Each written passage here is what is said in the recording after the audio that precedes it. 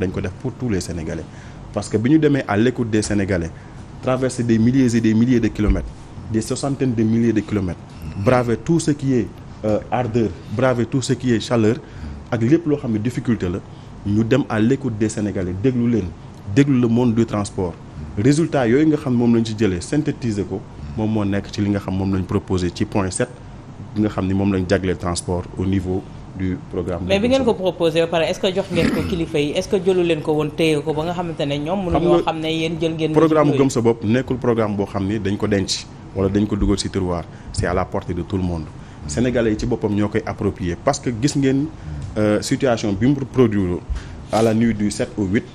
le président Bougane dafa déplacé wu sur les lieux s'enquérir de la situation bi mu demee sur place li mu fa njëkk a wax mooy gis nañ ni kat ñi nga xam ni tey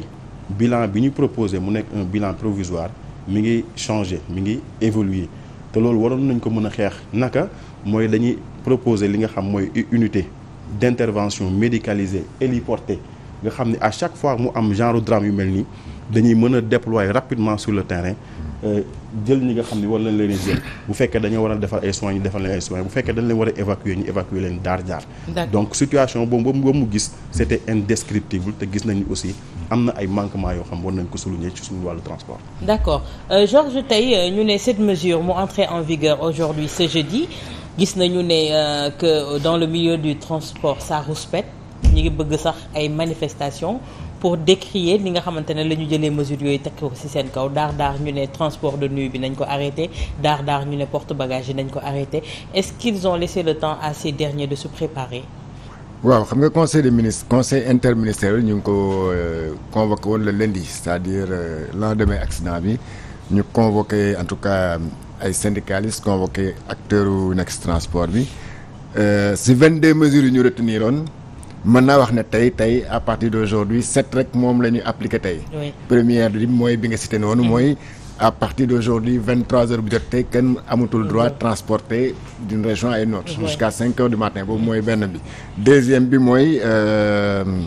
nu mu teel sax l'arrêté bi porté boo xam ne day limiter maintenant âge oto boo xam ne dafa war a transporter ay nit ñu léegi 10 ans la ñuy wax exploitation 10 ans. bu dee pour transporter marchandise c'est pour maintenant 15 ans boobu mooy deuxième mesure bi troisième bi mooy interdiction changement auto yi def ay porte-bagages wala nga def ko ay Bangu Versailles affaire yooyu ensuite am na si boo xam ne mooy qui concerne par exemple ban type auto moom la ñuy destiné léegi pour mu nekk transport en commun de personnes wala marchandise loolu moom ministre boo xam ne moo yore transport bi ak ministre du commerce ñooy signé bokk décret signé ko arrêté signé ko tey donc yooyu ak aussi relèvement âge ou permis de conduire bi pour transport des personnes c'est maintenant à 25 ans beneen bi pour les marchandises c'est encore élevé ak xool aussi ban type de auto moo war a yeb ay nit wala moo war a yeb ay marchandises maintenant xam naa bon entre autres donc cette mesure yooyu moom tey lay entrer en vigueur maintenant Moussa wax na ko léegi peut-être il y a eu manque de concertation c'est-à-dire qu'on a pris les décisions ces 22 mesures-là sur le coup de l'émotion on n'a pas beaucoup calculé wala xool ñu bu baax parce que rek am na benn affaire rek bu looy kii bu ñu nee par exemple dañuy tere porte-bagages yi porte-bagages c'est important c'est vrai que interdire porte-bagages yi parce que bu ñu gisee nu ñuy charger auto yi léegi ñoo xam ne dañuy def marchandise dañuy def ay nit di marchandise da ngay yaakaar ne sax nit ñi nekk ci biir auto bi ak marchandise yi bagage nekk ci kaw auto bi ñooy yem poids presque donc il faudrait peut-être ñu xool des solutions dégg naa ay chauffeurs yi yoo xam ne wala ay transporteurs yoo xam ne sax dañu ne dañ leen waroon a concerter ba ne par exemple hauteur porte-bagage bi nii la war a toll waru ko dépasser ñenn ñi ne par exemple bu ñu interdire par exemple porte-bagages yi veillu tabaski wala magal yi gars yi fan nañu dugal seen xar yeeg seen affaire yooyu parce que am na bagage yoo xam ne mënul nekk ci oto par exemple tabaski da ngay gis ñoo xam ne dañuy jëndee seen xar Ndakaaru di ko yóbbu ci àll bi ñii di jënd ay armoire sax laa la wax nii di teg ci kaw porte-bagage ñii di jënd ay lal démonter ko teg ci kaw loolu yëpp bon c'est des trucs à étudier mais maintenant il va falloir peut-être mu am des mesures d'accompagnement je pense que transporteurs loolu la ñu war a laaj c'est-à-dire ñu ne bu ngeen ñu teree par exemple ñu am porte-bagage léegi qu'est-ce qui va arriver parce que ñoom bagages yooyu ñu teg ci kaw c'est des bagages yoo xam ne dañ ciy amee xaalis donc ban alternative ngeen ñu proposer pour ñu mën a bàyyi loolu wala par exemple koo xam ne voyageur boo xam ne dafay voyage ak xaram. da koy yóbbu comme jour tabaski. mais est-ce que lii ça va prospérer Georges. ah mais ça va en fait ñoom mais ñoom loolu la ñu wax nee nañu l'État recule. waaw loolu moom am na si yoo xam ne mën na entrer en vigueur tout de suite mooy par exemple Versailles mën nañ ko tere tout de suite à partir d'aujourd'hui. dès demain ku ñu gis sa oto muy car rapide muy Ndiaga Ndiaye muy beneen muy bus boo transporté def ko kii nga changé sa oto def si ay comment on appelle ay Versailles ñu ne non. dañ ko dindi dañ koy dindi wala ñu alamaan la. loolu donc ça peut entrer en vigueur. maintenant loo xam ne peut-être mesure d'accompagnement yi nga xam ne ñoom la transporteur war a laaj mooy par exemple ne ñun ban alternative ngeen ñu proposer par exemple bu ñu nee exploitation auto buy transporter ay nit 10 ans la war a am il fallait ñu préciser ban type de voiture la parce que auto dafa bëri ay marques. dafa bëri ay marques bëri ay façon te auto yëpp marques yi yemuñu ay durée de vie dégg nga donc mënoo comparer par exemple auto yoo xam ne bon je vais pas citer une marque pour la publicité mais am na auto yoo xam ne mën nañu nekk en truc en état plus de 10 ans. te di transporter ay nit. am na ñoo xam ne aussi mën nañu bañ a am 10 ans sax te bootuñu mën a daw. donc yooyu waroon nañu ko préciser ci interdiction boobu wala durée d'exploitation bi. parce que boo nee rek képp ku oto boo xam ne rek boo ko exploité pendant 10 ans na dem à la casse alors que peut-être au bout de 10 ans mën na continuer peut-être 5 autres années. Des mesures prises à la hâte ñu jàpp ne applicabilité bi ça va poser problème tey jii est-ce que. dina prospérer bu ñu gisee ne ces transporteurs ñu ngi menacés et tout le temps quand ces transporteurs menacent l'État recule est-ce que fermeté bi ñuy xaar dinañ ko ci am. waaw xam nga les responsabilités sont partagées te on a l'impression que état bi ni muy jëlee mesures yi dafay indexer rek ñi nga xam ñoo nekk ci transport bi les acteurs du système et pourtant am na ci responsabilité boo xam ne état du Sénégal moom moo ko amee te lu mel ni ki élargir sunu voies routières yi sunu RN yi. parce que gis nañu dañuy am RN yoo xam ni 2 voies lay doon 2 sens aller et retour te largeur bi 6 mètres lay doon nga am 2 bus par exemple yoo xam bu ci nekk 2 mètres 50 la ce qui fait que intervalle bi nga xam mooy nekk sa diggante ñaari oto yi bu ngeen di rombante 1 mètre lay doon bu amee kenn ku déraillé wala pneu toj rek l'irréparable mën na am ñun li ñu préconiser comme solution ci loolu mooy ñu élargir sunu RN yi ba nga xam ne dañuy am 3 voies sunu RN yi. bu fekkee tamit dafa nekk voies yoo xam ni aller ak retour la ñu am 2 fois 2 voies bu ko defee loolu dina indi solution par rapport ak insécurité bi nga xam mooy régner au niveau. mais ça c'est dans le long terme mais à court terme tey jii les mesures prises est-ce que ça mais yooyu aussi ñoom dañ ko war a jël en compte parce que loolu dafa bokk ci solution yi nga xam moom la leen proposé beneen bi moom mooy transport maritime et fluvial inter et intra urbain. parce que tey imaginer ki nga xam dafay wàcc jóge Dakar war a ñibbi Rufisque est-ce que kooku soxla na jaar ci autoroute bi soxlawu ko ki war a jóge Dakar dem Mbour soxlawul jaar ci autoroute bi ki war a jóge fii dem Saint-Louis soxlawul jaar ci autoroute bi mais xeetu système transport boobu war nañ ko mën a développer Sénégal et c'est possible donc loolu aussi mën na wàññi insécurité bi nga xam ne moom mooy am ci kaw tali yi parce que jàpp nañu tey Sénégal dafa nekk réew moo xam ni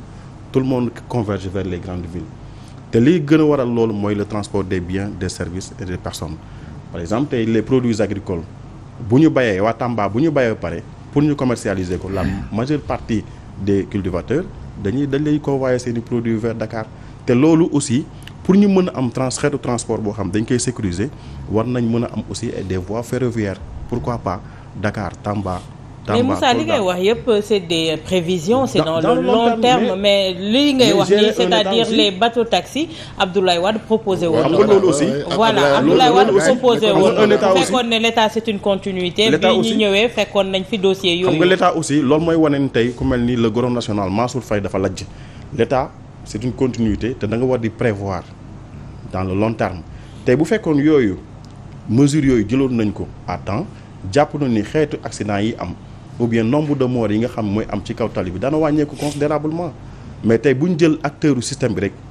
imputer leen situation bi jàpp ni ñoom ñooy les seuls responsables alors que l'État du Sénégal également dafay partager responsabilité bi ak ñi nga xam ni ñoom la sekkal tali bi. jàpp nañ ni aussi les acteurs du système war nañ nangoo toog ak État du Sénégal ñu accepter yenn ci mesures yi pour le bien de tous et pour l'intérêt du Sénégal. Mais Georges tey jii est-ce que tamit jël nañu mesure naam mais est-ce que wax nañu ne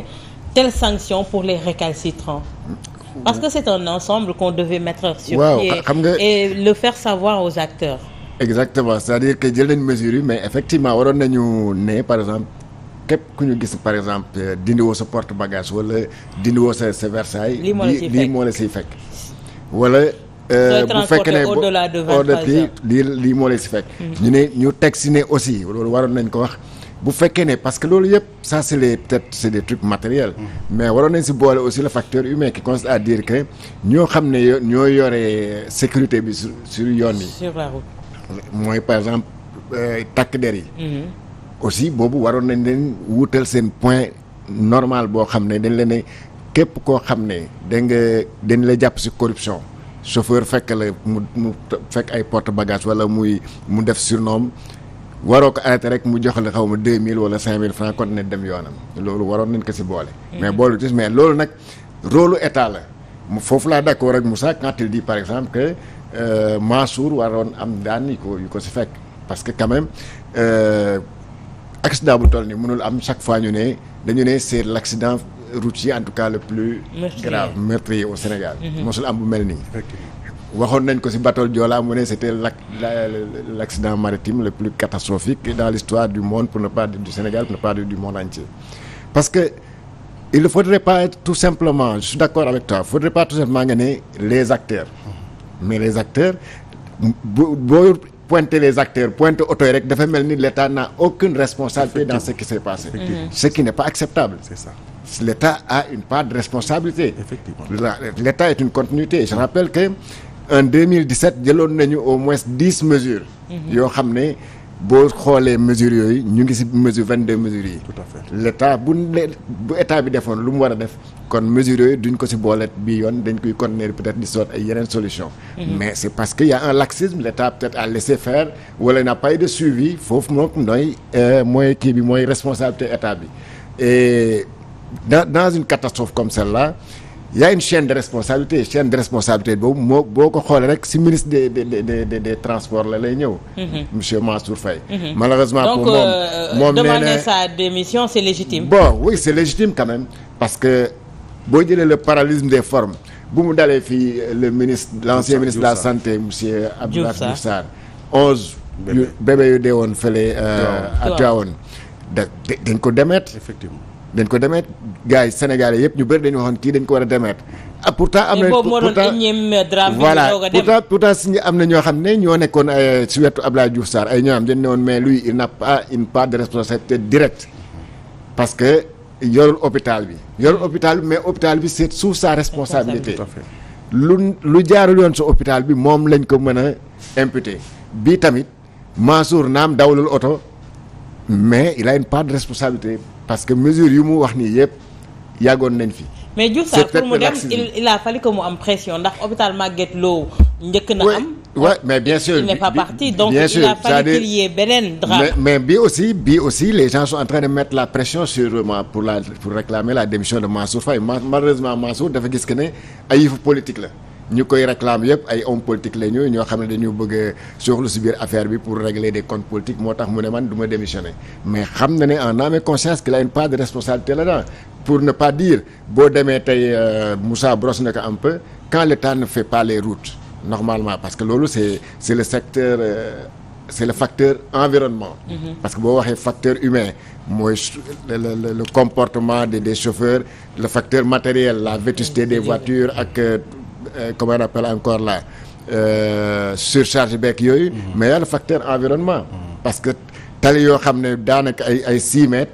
nga gis ci ñaari gros porteurs ñu tase. mais soxlul sax ñu dérailler. bu ñu am na benn chauffeur bu mu defee une petite manœuvre rek day laal morom. te loolu c'est la responsabilité d'État parce que l'État moo am la responsabilité tabax ay routes. dañuy wax ne xaw ma lan mais Macky Sall dem na Tambacounda y a même pas un mois. tabax na fa ay tali gars yi di tàccu di woy lii mooy état lii mooy prévision lii mooy émergence pendant ce temps-là à quelques kilomètres de Tamba fii musiba ba amee route bi mi ngi toll nii peut-être on dirait pour yoonu charrette la quoi. alors que tu sais très bien que fii ñu fay jaar c'est des gros porteurs. yoon yooyu war nañ ko jox seen gëdd tabax ko mu nekk des ay yoon yoo xam ne sont conformes aux normes internationales. d'accord Georges xam naa ne wàllu transport boobu mën nañu continuer di ci waxtaan ba suba te yaakaar naa ne on n'est pas encore sorti de l'auberge ndax transporteurs yi tamit nanguwuñu yenn ci dogal yi nga xamante ne jël nañ ko mais dañuy dugg ci beneen. mais nag man je ne suis pas d'accord pour que l'État recule par rapport à ça. Ah bien sûr, parce que état dafa war a ferme. maanaam waroo nekk sous la dictée des lobbies. bien sûr maanaam ngay reculer parce que boo jëlee benn mesure. nga ne woy pour des trucs politiques bu dee par exemple président Macky Sall dafa jàpp ne 2024 dafa war a nekk candidat entre guillemets même si Sénégal bi yëpp. sauvegarde électorale pour sauvegarder son électorat bañ transporteur yu mel comme mu nekk noonu dañu xool ndànk-ndànk léegi cette mesure yi wax nañ ko xoolal yeneen yi si des peut-être mën na dem fii ba peut-être des mois sinon pour ne pas dire elle risque de finir dans les